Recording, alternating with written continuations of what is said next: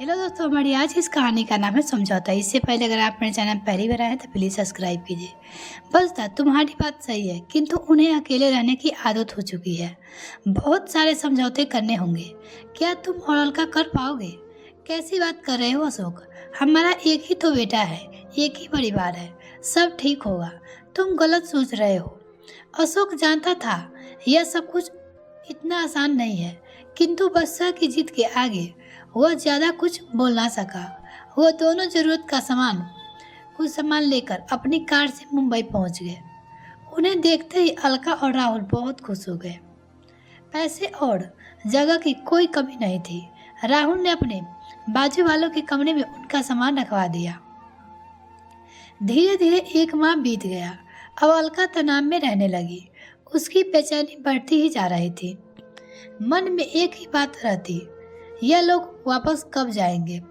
राहुल से यह पूछने की अभी तक उसकी हिम्मत नहीं हुई थी।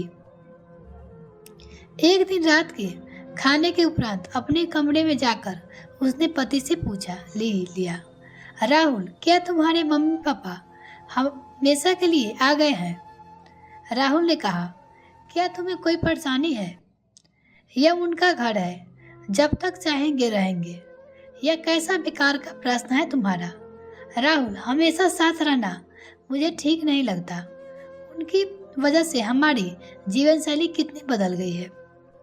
तुम्हें कुछ निर्णय तो लेना ही पड़ेगा, उसकी पत्नी ने कहा। कैसी बात कर रही हो?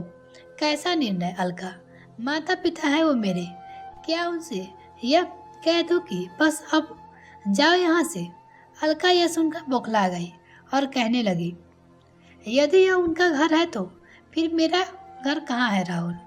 मैं तो अब तक इस घर को मेरा घर समझ रही थी, लेकिन आज पता चल ही कि घर मेरा नहीं उन लोगों का है। तुमने मेरा अपमान किया है, मेरे दिल तोड़ा है राहुल।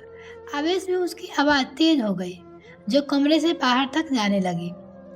राहुल ने अलका से कहा, यह क्या कर रही हो? धीरे से बात करो, पापा मम्मी सुन लेंगे। यह घर हम सबका है अलका।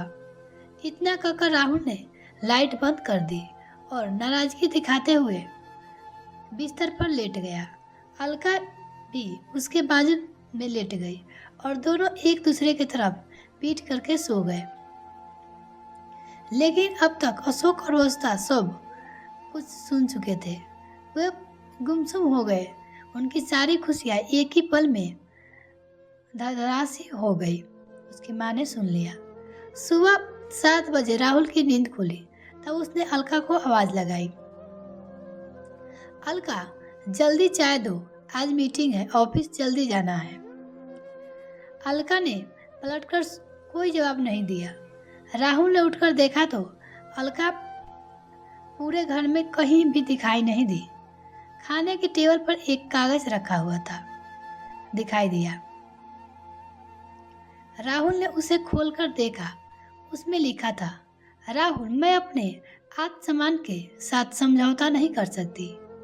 तुमने मेरे आत्मसम्मान को अपमान किया कि चिता पर रखकर जला दिया है।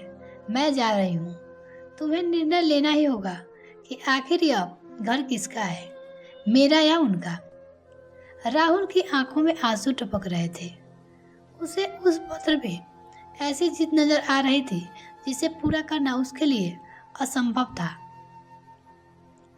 तभी वह तुरंत ही अपने मम्मी पापा के कमरे में गए, किंतु यह देखकर वो हैरान रह गया कि उसके माता पिता भी वहाँ नहीं थे। वहाँ एक पत्र रखा था जिस पर लिखा था, राहुल बेटा, यदि किसी एक के समझौता करने से किसी की जिद पूरी हो जाती है तो और परिवार बच जाता है तो वह समझौता कर लेना चाहिए। राहुल बेटा, हम बिल्कुल भी नाराज नहीं हैं। हम इसीलिए जा रहे हैं कि हमारी वजह से तुम्हारे परिवार में कोई विघ्न बाधा नहीं आए। तुम आज ही जाकर अलका को मान सम्मान के साथ वापस ले आना। यह घर केवल उसी का है। हम जब भी आएंगे मेहमान बढ़कर ही आएंगे। अलका नादान है और उसे माफ कर देना। मिलते हैं फिर नेक्स्ट फ्रेंड, तब तक के लिए bye. Thanks for watching this video. तो और चैनल को अभी तक सब्सक्राइब नहीं किए तो प्लीज़ मेरे चैनल को जल्दी से सब्सक्राइब कीजिए।